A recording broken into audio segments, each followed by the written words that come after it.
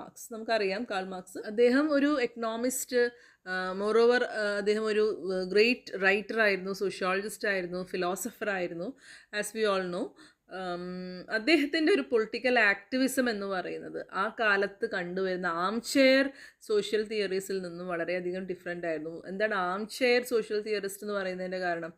അതായത് സമൂഹത്തെ പറ്റി പുസ്തകത്തിൽ നിന്ന് പഠിക്കുകയോ അല്ലെങ്കിൽ തൻ്റെ കസേരയിൽ അമർന്നിരുന്നു കൊണ്ട് സമൂഹത്തെ പറ്റിയിട്ട് എഴുതുകയും ചിന്തിക്കുകയും ചെയ്യുന്ന സോക്കോൾഡ് ആയിട്ടുള്ള സോഷ്യോളജിസ്റ്റുകളിൽ നിന്നും വളരെയധികം വ്യത്യസ്തനായിരുന്നു അദ്ദേഹം. അദ്ദേഹം സമൂഹത്തിലേക്ക് ഇറങ്ങി ചെല്ലുക തന്നെയാണ് ഡയറക്റ്റായിട്ട് ചെയ്തത്.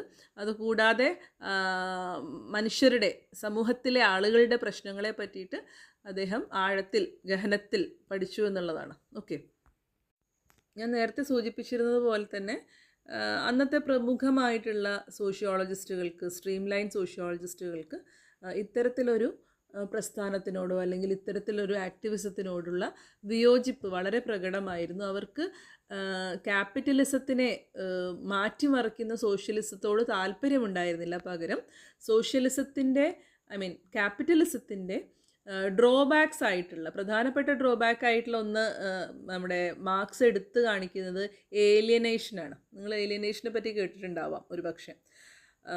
ഏലിയനേഷൻ എന്ന് പറയുന്നത് ഒരു അന്യവൽക്കരണമാണ്. അതായത് നമ്മൾ ചെറിയ ക്ലാസ്സുകളിലൊക്കെ പഠിച്ചിട്ടുണ്ടാവും,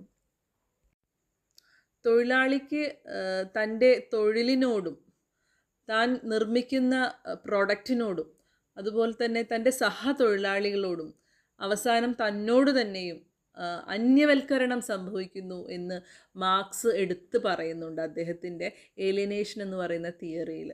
ഓക്കെ, അപ്പം ഇത്തരത്തിലുള്ളൊരു ഏലിയനേഷനെ പറ്റിയിട്ട് നമ്മുടെ മോഡേൺ ടൈംസ് എന്ന് പറഞ്ഞിട്ടുള്ള ചാർലി ചാപ്ലിൻ്റെ ഒരു പ്രശസ്തമായിട്ടുള്ളൊരു സിനിമയുണ്ട്. അതിൽ അദ്ദേഹം ശരിക്കും ഡെപ്പിക്റ്റ് ചെയ്യുന്നുണ്ട് ഏലിയനേഷൻ്റെ തിക്തഫലങ്ങളെക്കുറിച്ച്. രസകരമായിട്ടാണെങ്കിൽ പോലും യാഥാർത്ഥ്യം തുറന്നു കാണിക്കുന്ന ഒരു മൂവിയാണത്. അപ്പം അതിലൊക്കെ കാണിക്കുന്നത് പോലത്തെ സോ കോൾഡ് ആയിട്ടുള്ള ഏലിയനേഷൻ പോലെയുള്ള നെഗറ്റീവ്സ് അല്ലെങ്കിൽ ഡിഫക്റ്റ് അത് തിരുത്തിക്കൊണ്ട്, ക്യാപിറ്റലിസത്തെ പ്രധാനപ്പെട്ട ഡിഫക്ട്സ് എല്ലാം തന്നെ തിരുത്തിക്കൊണ്ട് അതിനെ ഒരു നവീകരണത്തിൻ്റെ പാതയിലേക്ക് മാറ്റണമെന്ന് മാത്രമാണ് അന്നത്തെ സോഷ്യോളജിസ്റ്റുകൾ ചിന്തിക്കുന്നത്. അല്ലാതെ അതിനെ നേരെ മാറ്റിമറിക്കുന്ന അല്ലെങ്കിൽ അതിനെ വിമർശിച്ച് അതിന് പകരം സബ്സ്റ്റിറ്റ്യൂട്ട് ചെയ്യപ്പെടാവുന്ന ഒരു കോൺസെപ്റ്റിനോട് അവർക്ക് താല്പര്യം ഉണ്ടായിരുന്നില്ല എന്നുള്ളതാണ് വസ്തുത.